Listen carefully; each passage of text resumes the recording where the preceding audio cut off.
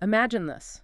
You're a dedicated physician, passionate about your craft, but your days, well, they're a blur of fragmented attention, aren't they? Absolutely. A rapid-fire sequence of urgent emails, EHR notifications constantly pinging, quick patient queries, endless meetings, and just that constant hum of digital distraction. It's relentless. You're busy, undeniably so, but at the end of the day, you feel drained, perhaps even a little lost in the sheer volume of just stuff, rather than the deep, meaningful work you actually set out to do. That feeling of being busy but not necessarily productive. Exactly. You know you're capable of more, of truly excelling, but the current just seems to pull you in a million different directions. It's a common frustration, particularly in medicine.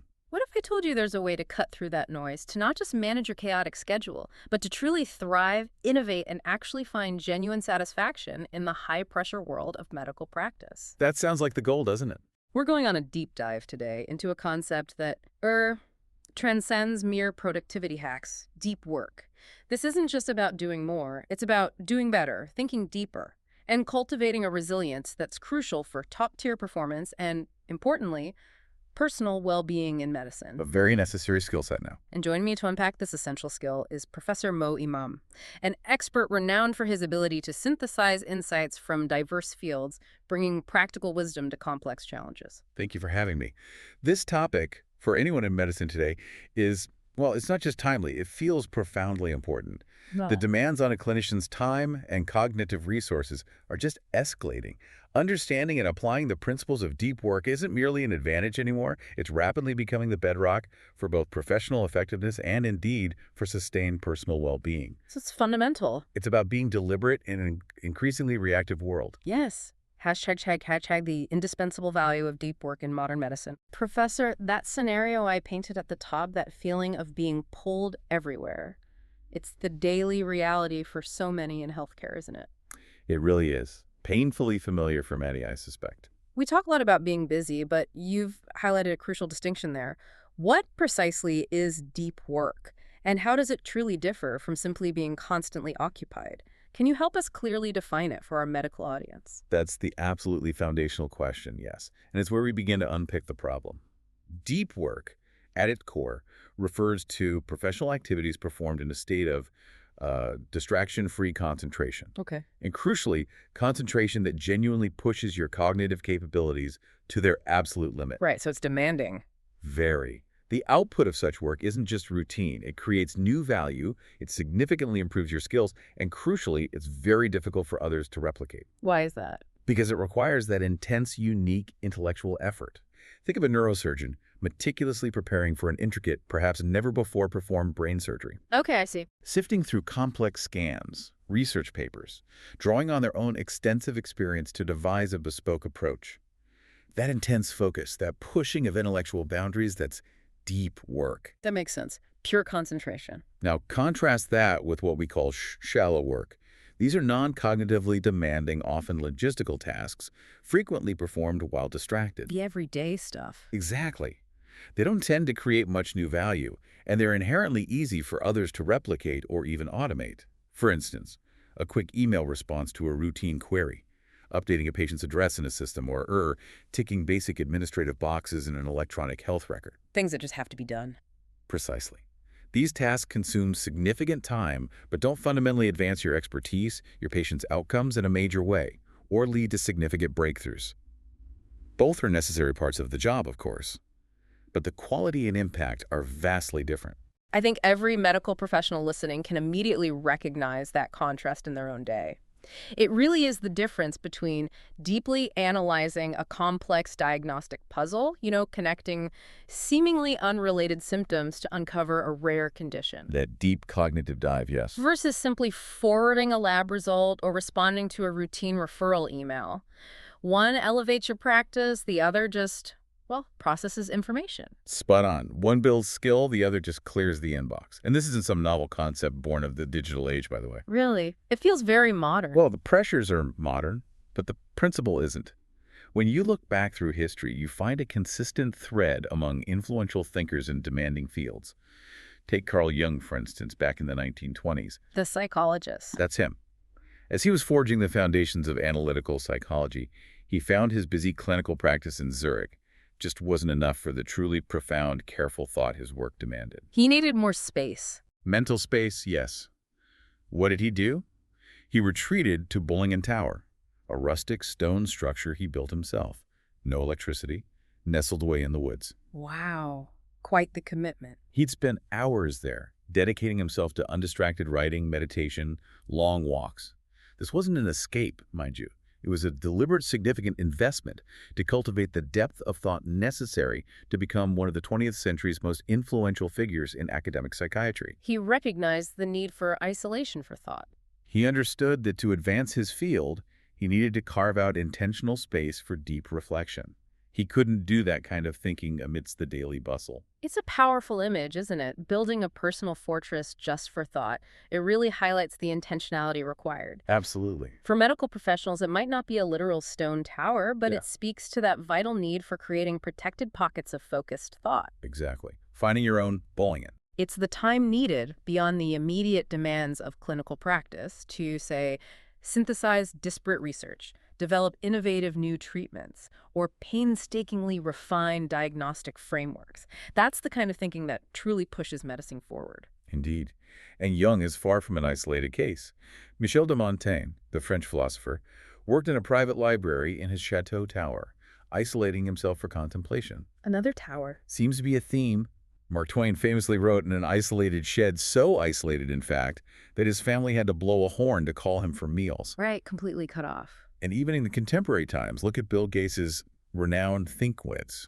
Twice a year, he still retreats to a lakeside cottage to do nothing but read and engage in big-picture thinking. Still does that. Reportedly, yes. It was during one of these Think Weeks back in 1995 that he penned his pivotal Internet tidal wave memo, which dramatically reoriented Microsoft's strategic direction. So these periods of deep focus directly led to major shifts. Absolutely. This consistent commitment to deep work, to creating dedicated, uninterrupted space for rigorous, high-level thought, is a common defining characteristic among those who have made truly significant and lasting impacts across various domains. It's not an accident. So, Professor, beyond these inspiring historical anecdotes, let's bring it right into the modern era. In today's rapidly evolving medical economy, where information explodes daily and technologies shift constantly, why is cultivating deep work not just sort of beneficial, but truly an economic imperative for a medical professional's success and relevance? That's a critical question for anyone building a career today, particularly in medicine. Success in what's increasingly an information-driven economy, and medicine is certainly that, hinges on two core abilities. And deep work underpins both. Okay, what are they? The first is the ability to quickly master hard things. Right, the learning curve. Precisely. Consider the relentless pace of innovation in medicine. New surgical techniques emerging constantly, advanced diagnostic tools requiring complex interpretation, or just the sheer volume of pharmacological knowledge that expands almost daily. It's We overwhelming. can feel that way. Yeah. To remain at the forefront, to stay valuable, you must be able to rapidly and thoroughly grasp these incredibly complex, often novel concepts. And that demands intense, uninterrupted concentration. You can't skim read your way to mastering a new surgical robot. No, definitely not. The neurological basis for this is truly fascinating, actually. When you engage in deliberate practice, that is, intense, focused effort on a specific skill or concept, it triggers a process called myelination. Ah, yes, myelin sheaths. Exactly. Myelin is a fatty tissue that grows around your neurons, acting like insulation around electrical wires. It makes your brain circuits fire faster, cleaner, and more efficiently. As the saying goes, to be great at something is to be well myelinated. Faster connections. Essentially, yes. The problem is, distraction prevents this focused, repetitive firing of specific circuits. If your brain is constantly jumping between tasks, checking emails, glancing at notifications, it simply cannot lay down that crucial myelin effectively. So distraction physically hinders learning. It hinders the deepening of learning, the embedding of skill. You remain stuck in a state of superficial learning. That's a tangible biological reason for cultivating focus. For any medical professional, from a junior doctor learning intricate anatomical details or a new surgical approach to a radiologist mastering a new imaging modality, Or a clinical researcher grappling with the latest genomic sequencing techniques, the capacity to learn deeply and quickly isn't just an asset. It's survival almost. It's a prerequisite for adaptation and excellence in their specialty. It's what allows you to really push the boundaries of what you're capable of. Absolutely. And the second core ability, flowing directly from the first, is the ability to produce at an elite level, both in terms of quality and speed. Quality and Right speed. here. Okay. Think of someone like Adam Grant, who became the youngest full professor at Wharton.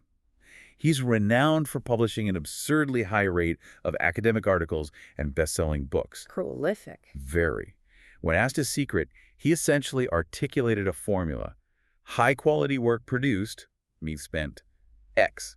Intensity of focus. Simple, but powerful. Exactly. He wasn't necessarily working more hours than his peers, but his intensity of focus during those hours was exceptional, allowing him to generate high-caliber output much more efficiently. It's not just about clocking in time. It's about the quality of that time. Precisely. This leads us to a concept known as attention residue, meticulously researched by Sophie Leroy.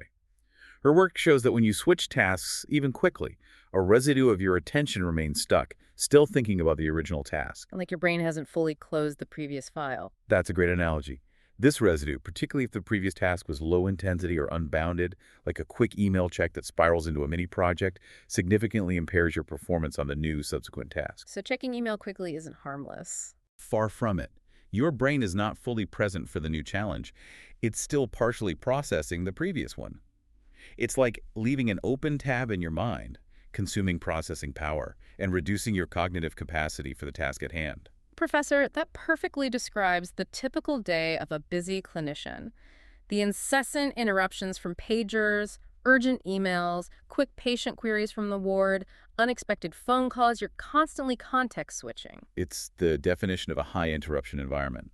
That attention residue must be an enormous barrier to the deep thought needed for something like developing a complex differential diagnosis or making critical patient management decisions under pressure. It absolutely is. The cognitive switching cost is immense. It's not merely about managing your time, is it? It's profoundly about managing your mental state to avoid suboptimal performance, especially when fragmented attention can have real, even life-threatening consequences in medicine. That's the critical point. The Exactly. stakes are incredibly high. Fragmented attention isn't just inefficient. It can be dangerous. So we've established the undeniable value of deep work, particularly for high-stakes professions like medicine. It leads to better learning, higher quality output, more efficiency. But despite these clear benefits, achieving it feels increasingly difficult, almost like swimming against a strong current. It does, doesn't Yeah. it? A very strong current. What are the underlying reasons for this paradox, especially within the demanding healthcare environment where everyone seems to be perpetually on? That's the core tension, isn't it? Why is something so valuable so hard to do? A major culprit is the pervasive influence of what Cal Newport calls network tools. Network tools. This encompasses everything from email and instant messaging apps to professional social media platforms and the endless stream of digital information, infotainment, you name it. The whole digital ecosystem. Precisely. A 2012 McKinsey study, even back then, found that knowledge workers, on average, spent over 60% of their work week on electronic communication and internet searching. Nearly 30% just on email alone. 60%. That's staggering. And that was over a decade ago. Imagine what it is now. This constant digital tethering has fragmented our collective attention into minute slivers, making sustained, unbroken concentration an increasingly rare commodity. We're conditioned for distraction. I can absolutely relate to that in healthcare. The relentless notifications from electronic health record systems, secure medical messaging apps popping up constantly, email overload from colleagues, pharma reps, administrators. The digital noise is deafening. It feels as if every system is specifically designed to splinter a clinician's focus, creating this incredibly reactive environment where it's almost impossible to carve out time for deep, uninterrupted thought. It's a constant battle against the inbox and the alerts. It truly is. And part of this widespread distraction is ironically driven by what's often hailed as serendipitous creativity. The idea popularized by open plan offices at tech giants like Facebook or Square. The idea that random encounters spark innovation. Exactly. The theory is that random encounters and constant communication lead to new ideas and collaboration. While there's certainly value in certain types of spontaneous exchange, this philosophy often comes at the steep cost of what I'd call massive distraction. So the open office might hinder deep work. Significantly. As the New Yorker writer George Packer observed, being constantly available, even for something seemingly innocuous as tweeting professionally, can be so distracting that it undermines truly serious, deep work, like writing a book or conducting rigorous research. Right. The physical open office, or the digital open office of constant connectivity, creates a cacophony that makes deep work almost impossible for many. That makes sense. Constant interruption isn't conducive to deep thought. Another significant factor is what I term the metric black hole. Metric black hole. Explain that. In the industrial age, productivity was straightforward. It was about widgets created per unit of time. Clear, measurable output. But in complex knowledge work, such as medicine, it's incredibly difficult to objectively measure the precise value of individual deep contributions. How do you measure the value of a prevented misdiagnosis? Exactly. For example, Tom Cochran, when he was CTO of Atlantic Media, did an analysis and discovered his company was spending over $1 million a year just on processing email, effectively paying highly skilled people to act as human network routers. $1 million on email. Yes. This was a colossal, hidden cost of shallowness, yet it was virtually invisible without deep, specific analysis because there was no clear metric for the value lost. That applies so powerfully to medicine. How do you truly quantify the precise value of a single, deeply considered diagnosis that prevents a cascade of complications and potentially saves a life? Or a meticulously planned research study that leads to a groundbreaking treatment? It's almost impossible to put a simple number on it. How do you compare that to the sheer volume of patients seen or the mountain of administrative tasks completed? Without clear, quantifiable metrics for deep contributions, there's a vacuum where true value should be recognized. Exactly. And in the absence of clear, objective indicators for deep work, what happens? Many people default to busyness as proxy for productivity. Looking busy means you are busy and therefore productive. Precisely. This is the tendency to assume that doing lots of visible stuff, answering emails quickly, attending all meetings, being constantly available, is evidence of your worth. Consider Marissa Mayer's controversial ban on remote work at Yahoo years ago. I remember that. Part of her reasoning reportedly stemmed from checking server logs and noticing that remote employees weren't visibly busy by constantly logging in and checking emails throughout the day. The underlying, perhaps unintentional message was, if you're not seen, if you're not constantly responding, you're not productive. That's problematic. Very, because it values presence and responsiveness over actual, potentially deeper contribution. In a clinical setting, I see how this manifests daily. It's the pressure to prioritize immediate responses to every pager alert, attending every single meeting regardless of its true value, or exhaustively documenting every minor interaction, sometimes seemingly for documentation's sake. Performing productivity. Yes, these activities might make you seem productive, but they can actively detract from truly impactful, deeper clinical reasoning, research, or direct, meaningful patient engagement. It becomes about performing for visibility rather than for actual profound value. And that leads us directly to what Cal Newport calls the principle of least resistance. Okay, what's that principle? It states quite simply, in a business setting, without clear feedback on the impact of various behaviors to the bottom line, we will tend toward behaviors that are easiest in the moment. We take the easy path. Naturally. Leslie Perlow's compelling study at Boston Consulting Group perfectly illustrates this. Consultants were initially terrified of disconnecting, even for a single scheduled evening or day off a week. They feared missing something crucial. Understandable in that high-pressure environment. But when they were forced to implement a predictable time-off policy, ensuring everyone had protected downtime, what happened? It not only dramatically improved their personal well-being, Less burnout, presumably. significantly, but it also led to better internal communication, more proactive planning, and, crucially, a better product delivered to the client. Yet the ingrained culture of constant connectivity persisted because checking email felt easier in the short term, even if it was demonstrably less effective in the long run. That's a profound challenge to the embedded assumption, especially in medicine, that constant connectivity is always necessary for patient care or effective collaboration. It really pushes back on that default mode. It suggests that those immediate email responses, the quick thoughts, emails that generate endless back and forths, and those seemingly endless meetings, while feeling efficient and easy in the moment, might actually be undermining the deeper, more impactful work that medical teams truly need to accomplish. They're easier, yes, but almost certainly not better for achieving high-quality outcomes. They represent the path of least resistance, not necessarily the path of greatest value. Hashtag the profound meaning and satisfaction of a deep life. Professor, that gives us a powerful indictment of the status quo in many demanding professions. The forces pushing towards shallowness are strong. But let's shift now from the practical benefits of deep work, its efficiency, its output, to its profound personal impact. How does cultivating deep work contribute to a more meaningful and satisfying professional life for clinicians and researchers, especially when burnout is such a pervasive issue in medicine? This is where the true transformation lies, I believe. It extends far beyond mere productivity gains. Firstly, there's a compelling neurological argument rooted in how we experience reality. Neurological again. Interesting. Consider the powerful story of the science writer Winifred Gallagher. After a terrifying cancer diagnosis, she made a deliberate choice. I decided to focus on my life instead of her meaning, instead of dwelling on the illness. And she did so by giving rapt attention to the positive aspects around her moments of beauty, engaging work, relationships. Focusing on the good. Intensely focusing. She found this intense focus literally rewired her brain to ignore the negative and savor the positive, making her difficult treatment periods surprisingly pleasant, even meaningful. Her profound conclusion was that your world is the outcome of what you pay attention to. What you focus on becomes your reality. In a very real neurological sense, yes. Deep work, by its very nature, compels you to focus on truly important, high-value things, complex problems, learning, creation.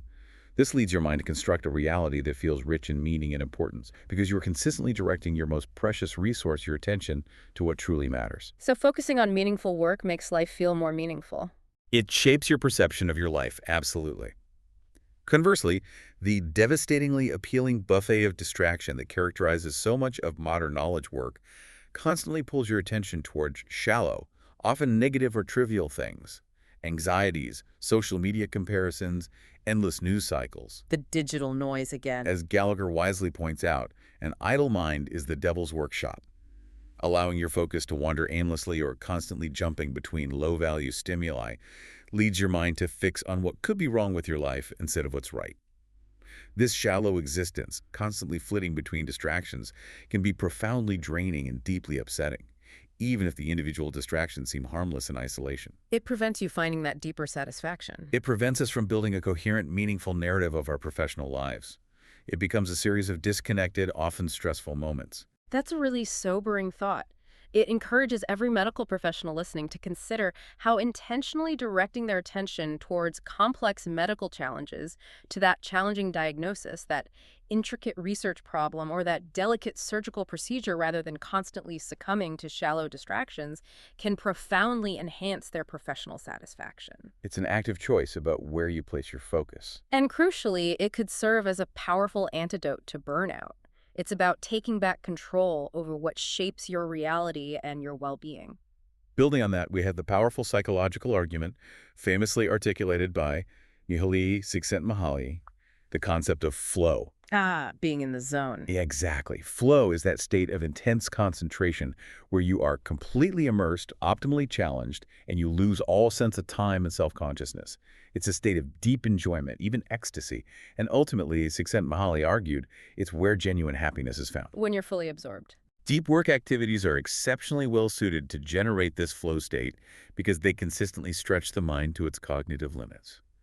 When you are fully absorbed in a task that requires your utmost concentration, be it writing a complex grant proposal, deciphering a tricky MRI, or meticulously planning a course of treatment, you enter this optimal state of experience. The challenge meets your skill. Precisely. The effort itself becomes inherently rewarding, and the struggle to master a challenging task transforms into a source of profound satisfaction.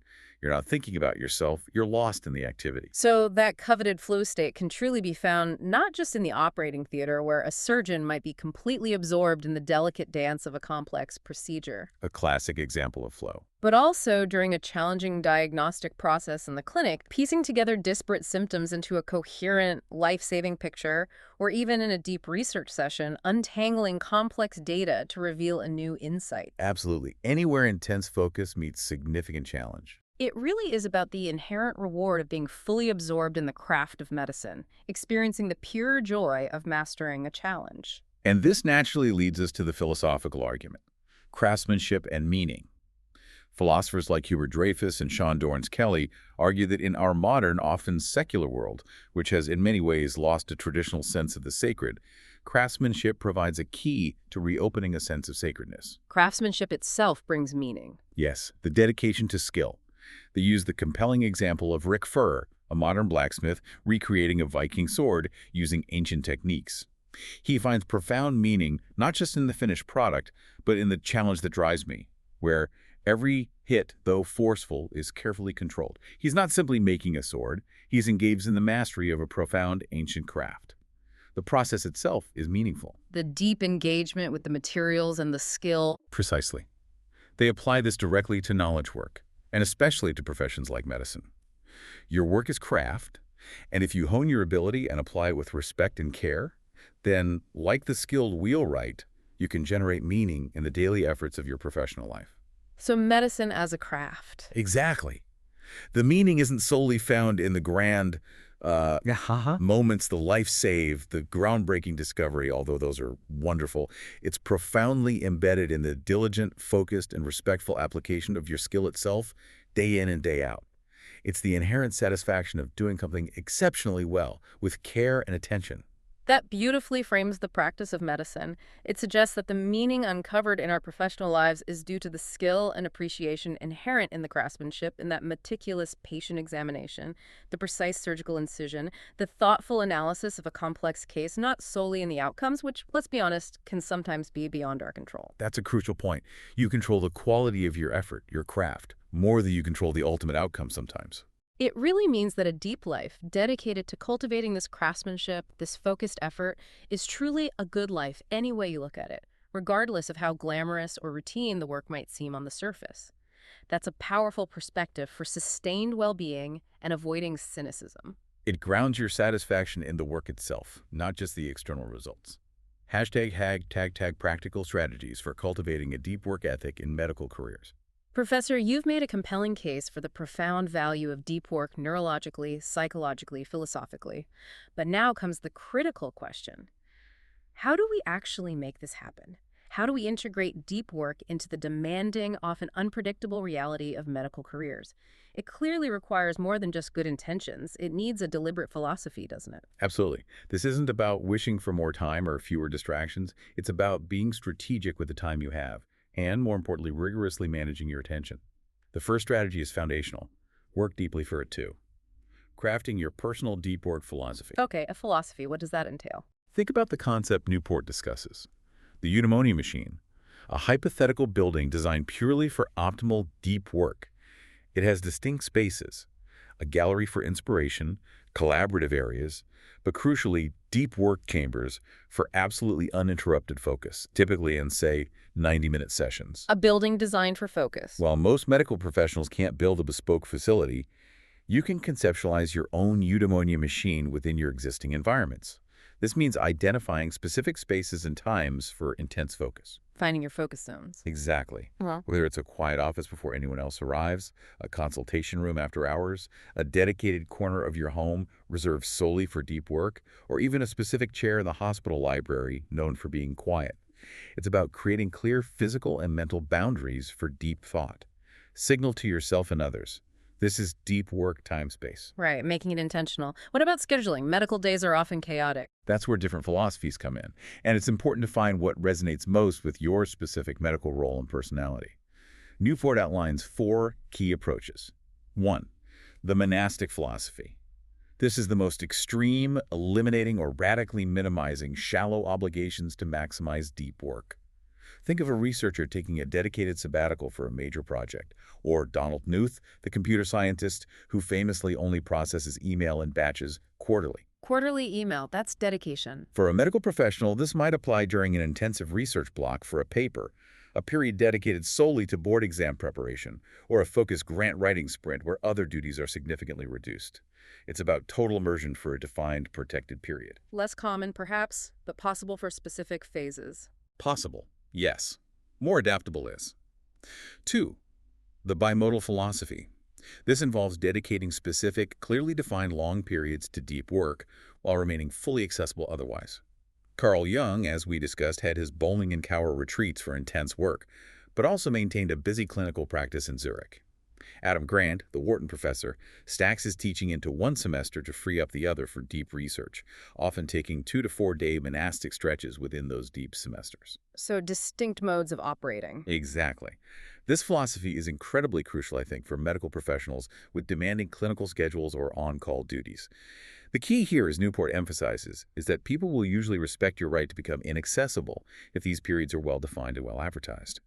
If your colleagues know you're in a designated deep research block from 9 a.m. to 12 p.m., they're far less likely to interrupt with non-urgent matters. Clear boundaries are key. Then there's 3, the rhythmic philosophy. This aims to create a regular daily habit of deep work. Think of Jerry Seinfeld's "don't break the chain" method for joke writing. He'd mark a big red X on a calendar for every day he wrote, and the goal was simply not to break the chain. It builds momentum through consistency. A daily ritual. Yes.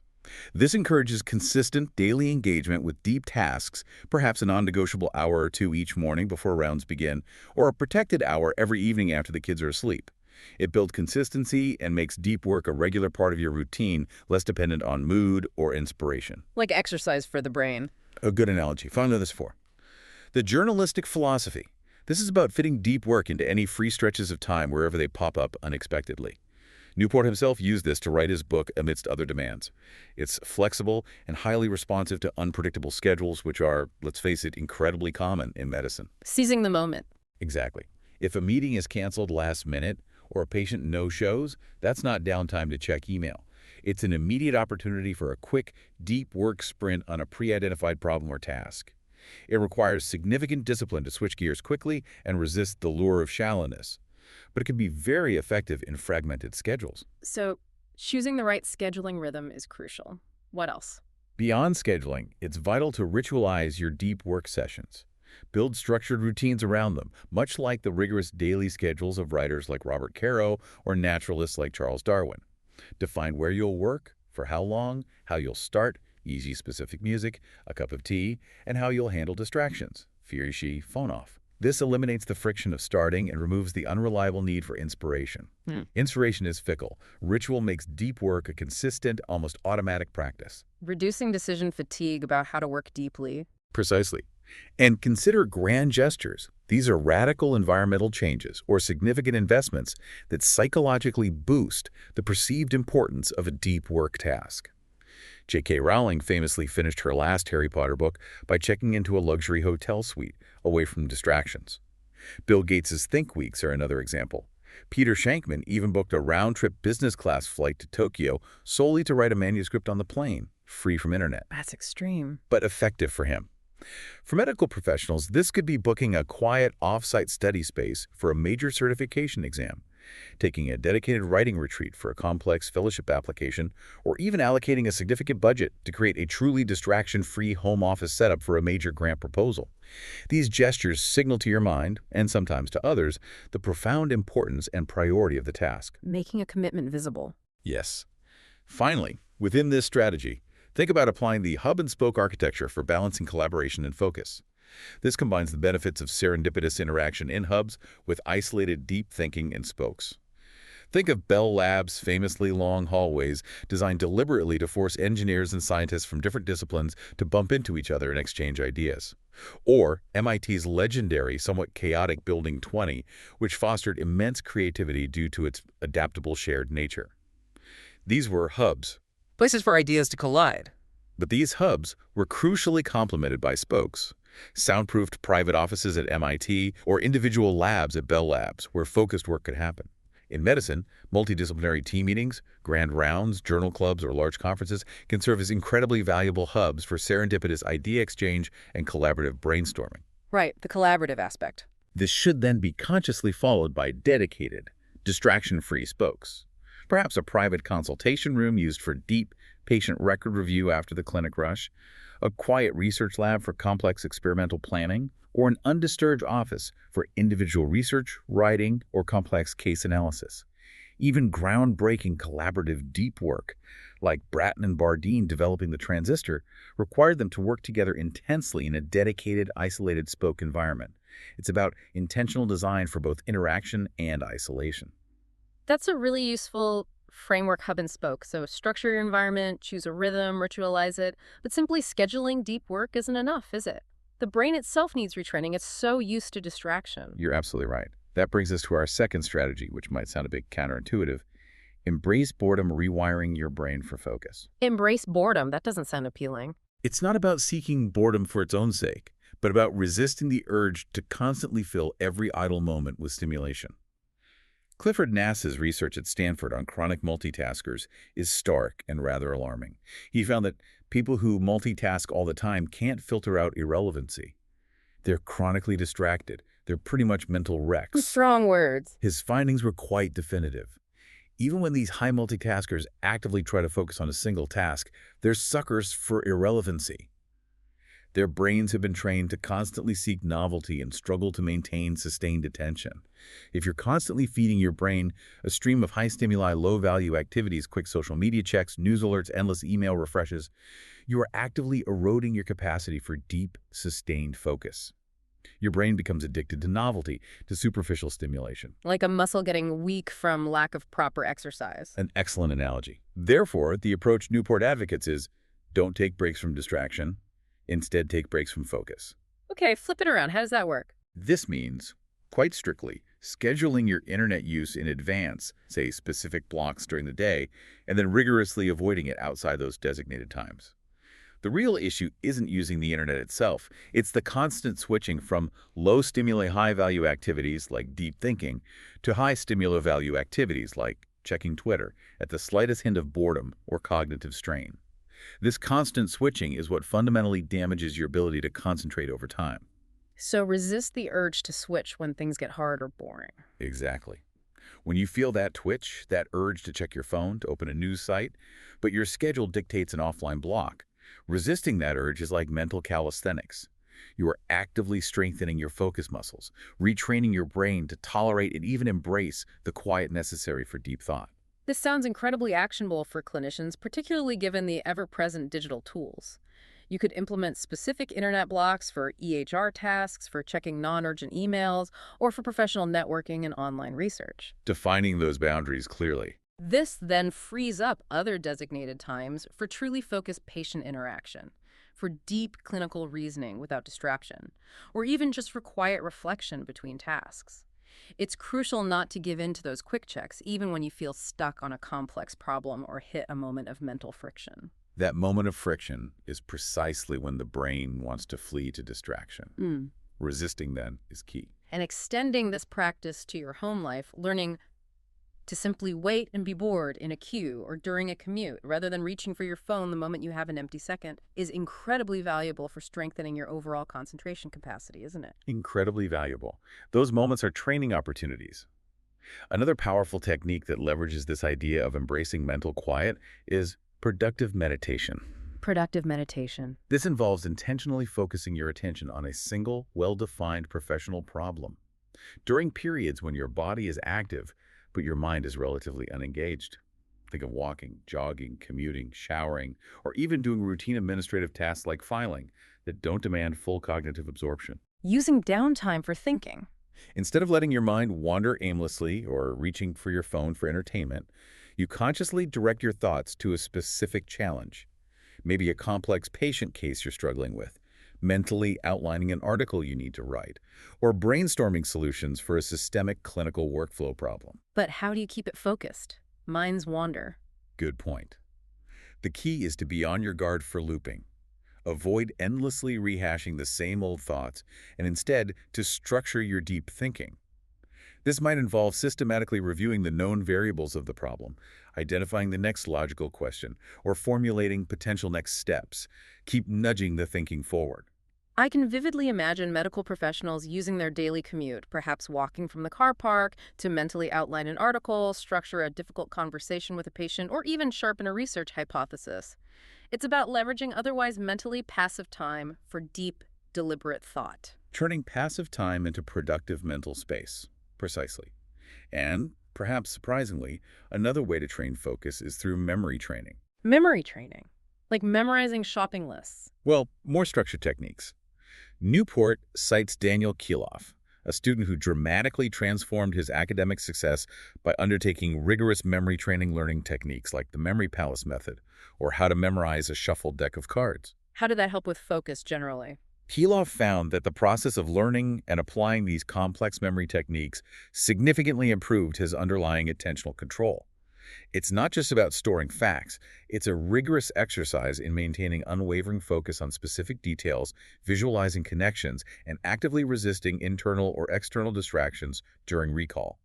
It's intense concentration practice. So, for medical professionals, learning memory techniques, even just the basics, could be a powerful, almost incidental way to strengthen general concentration, I believe so. which directly benefits the necessary memorization of complex protocols, intricate drug interactions, or detailed anatomical structures, all critical for excellence in medicine. It's essentially a workout for your brain's focus muscles, disguised as memory practice. A very effective workout, it seems. Okay, strategy 3, quit social media, sounds quite provocative, especially now when professional networking, knowledge sharing, even patient support groups often happen online. But it seems the real message is about adopting what you call the craftsman approach to tools. What does that mean, and why is it so important in the digital age, particularly for clinicians who need to stay connected? It is provocative, Right. but it challenges what Newport calls the any benefit mindset.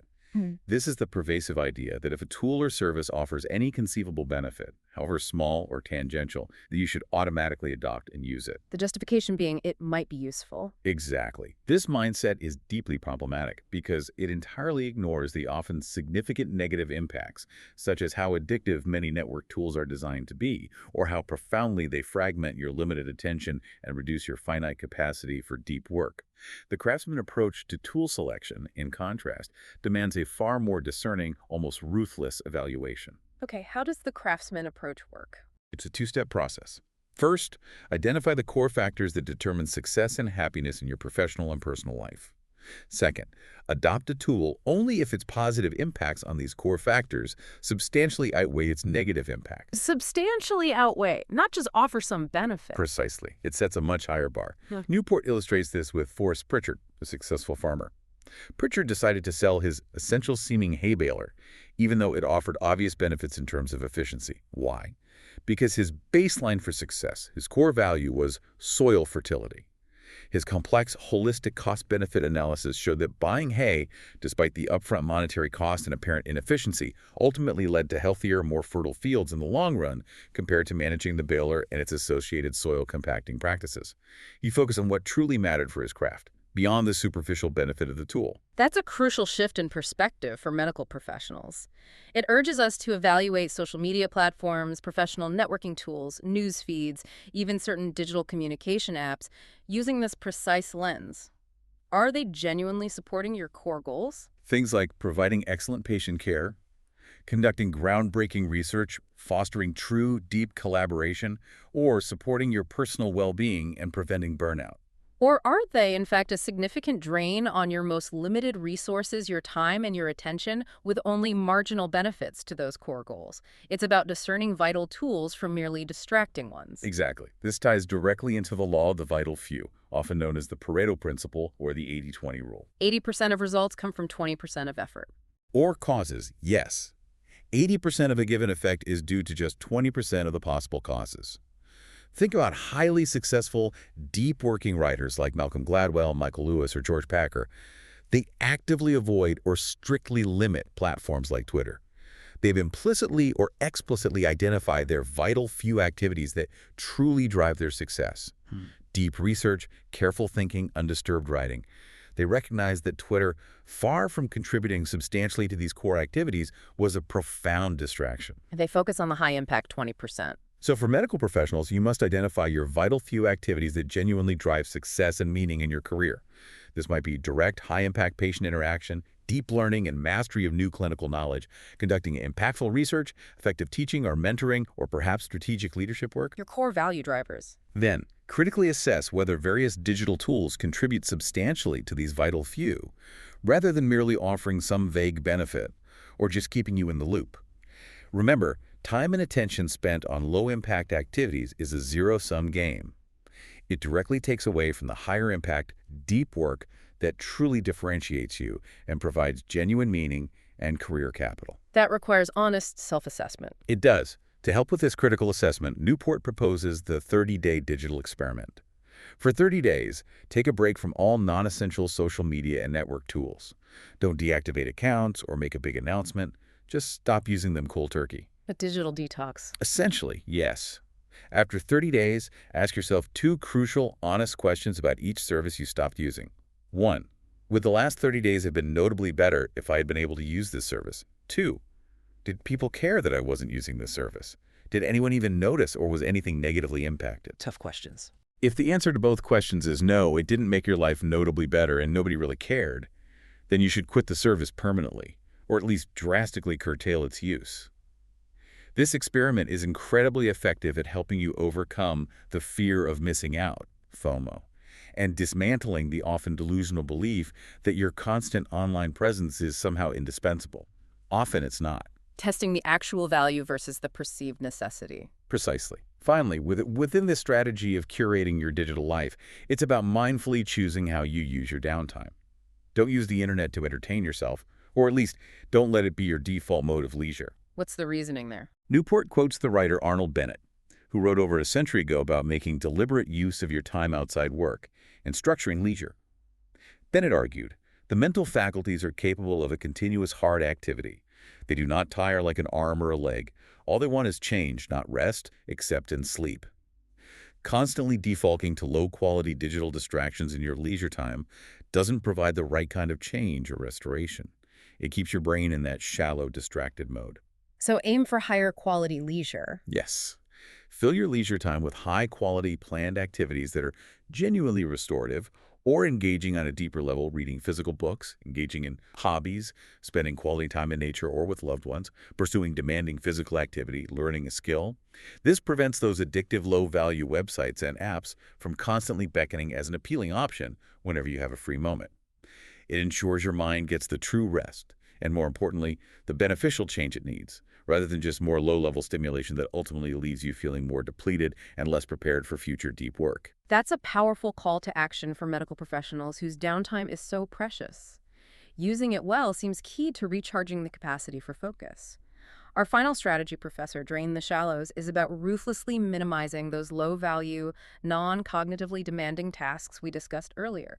That sounds, well, almost counterintuitive or even impossible in a high-pressure environment like medicine, where every task often feels urgent or essential.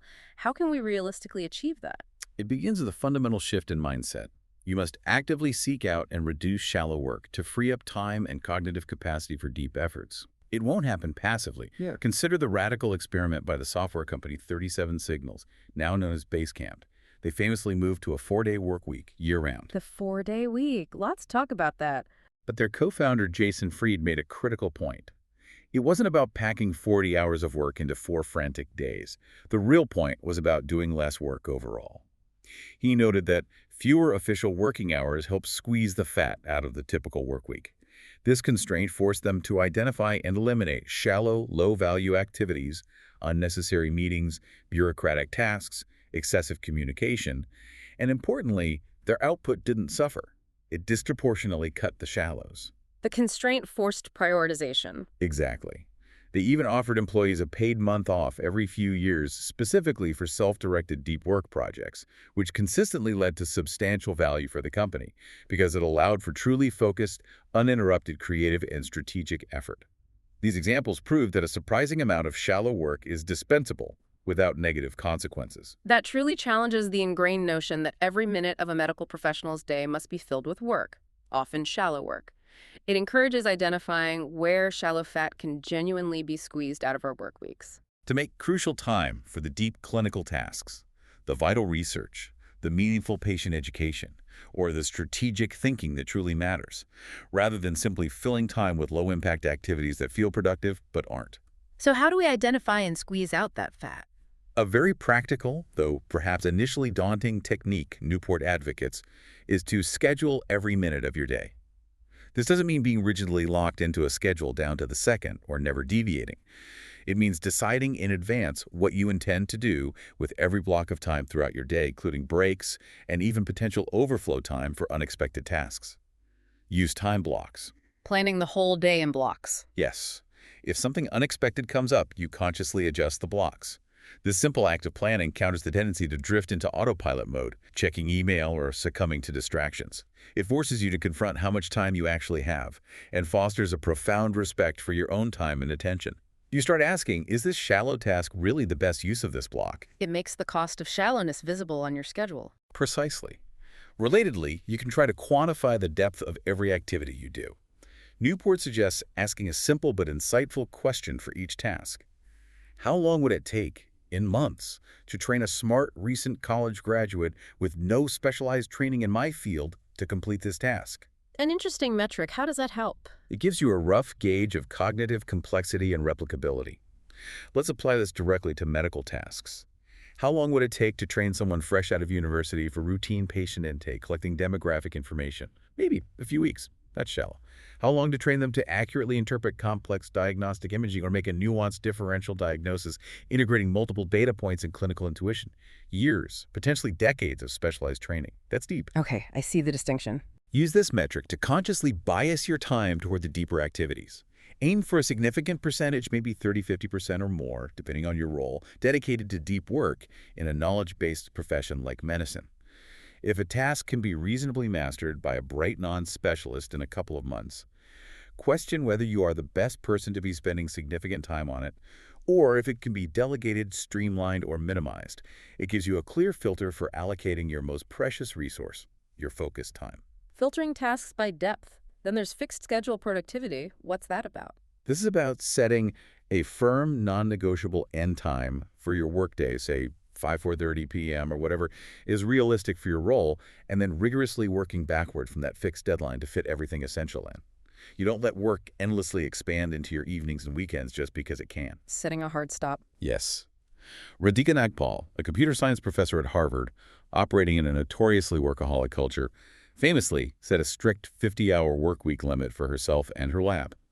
She also drastically limited shallow commitments like excessive conference travel, reducing her typical 12–24 trips a year down to just 5 essential ones.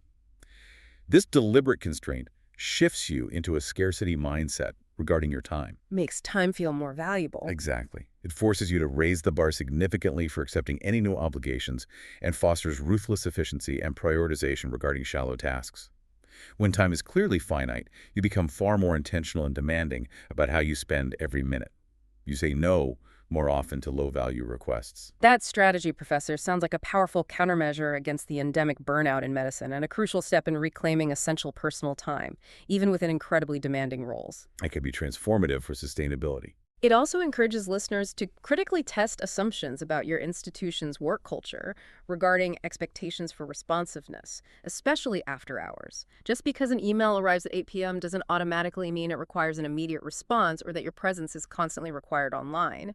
It empowers you to consciously set and enforce boundaries. Precisely.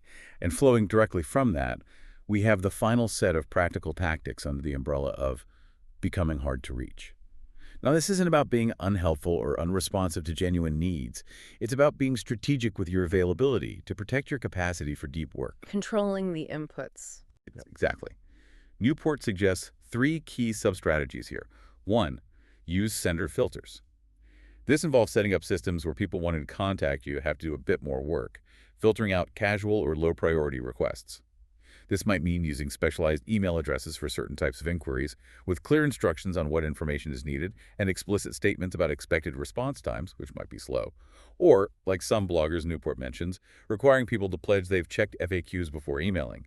It reclaims control over your inbox and attention, preventing it from becoming a dumping ground for everyone else's priorities. Making it slightly harder to interrupt you casually. Yes. 2, do more work when you send or reply to emails. Aim to make your emails process-centric. This means when you send a reply, include all the necessary information, context, and propose next steps required to resolve the issue or close the loop immediately if possible. Avoid quick, ambiguous messages that inevitably lead to multiple back-and-forth exchanges. For example, instead of asking, "Can you meet sometime this week?" propose 2 specific times, skate the agenda, and list any required pre-reading. This reduces the attention residue and mental clutter for both you and the recipient.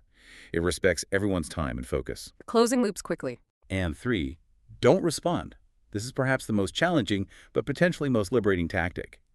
Adopt what Newport calls a professorial ambivalence towards less critical emails.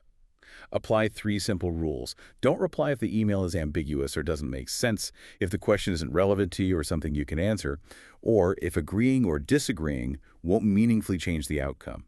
As Kim Ferriss famously advises, develop the habit of letting small bad things happen. If you don't, you'll never find time for the life-changing big things. Often, the sender figures it out themselves, or the issue resolves without your input. That requires courage, letting small balls drop. It does, but people quickly adapt to your communication habits. And often, what feels like a potential small bad thing if you don't reply immediately never actually materializes into anything significant. This selective non-responsiveness allows you to truly protect your focus for what genuinely requires your deep attention. These communication strategies particularly seem incredibly relevant for medical professionals navigating a constant high volume of internal and external communication daily. By implementing even some of them, you could potentially dramatically reduce the amount of shallow work that constantly pulls at your attention. And crucially, protect your precious cognitive capacity for the truly deep, impactful work that makes a real difference in patient lives, in advancing knowledge, and in your own professional trajectory and satisfaction. Hashtag outro. So, we've taken a really deep dive today into the world of deep work. We've explored it as a pragmatic, almost essential skill for modern knowledge work, especially in medicine. We've looked at its immense value in an increasingly complex world and uncovered some of the reasons why it's become surprisingly rare, despite those benefits. The forces of shallowness are powerful. Crucially, we've highlighted the profound meaning and satisfaction it can bring to a professional life, moving beyond just productivity. And we've laid out some really actionable, practical strategies to consciously cultivate it, even within the demanding, often unpredictable realities of a medical career. To reinforce that final point, the ability to concentrate deeply and without distraction is, I genuinely believe, the superpower of the 21st century. Think back to Bill Gates at Microsoft's founding Newport, highlights his prodigious feat of concentration as he meticulously hacked together the basic interpreter for the Altair computer under intense pressure. That wasn't just boldness or luck, it was an incredible capacity for sustained deep work that fundamentally transformed an entire industry. Focus is a superpower. It's a skill that will profoundly transform not just your professional productivity and impact, but also your personal satisfaction and well-being too. It offers a clear path towards lasting career fulfillment, away from the constant churn of shallow reactivity. So I leave you, our listeners, with this question. What truly impactful work, what groundbreaking insight, what new level of clinical mastery, or what profound connection with your patients could you accomplish if you systematically cultivated your ability to focus without distraction? Imagine the possibilities. Indeed. Cultivating a deep life for clinicians and researchers isn't just about being more productive in the conventional sense. It is, in every sense, about building a life rich with productivity and meaning. It's about choosing to engage with your demanding profession in a way that cultivates both mastery and profound personal satisfaction, setting you apart in a world increasingly fragmented by the shallow. If you found this deep dive valuable, please take just a moment to rate and share our show with a colleague who might also benefit from these insights. Your support really helps us bring more meaningful discussions like this to you.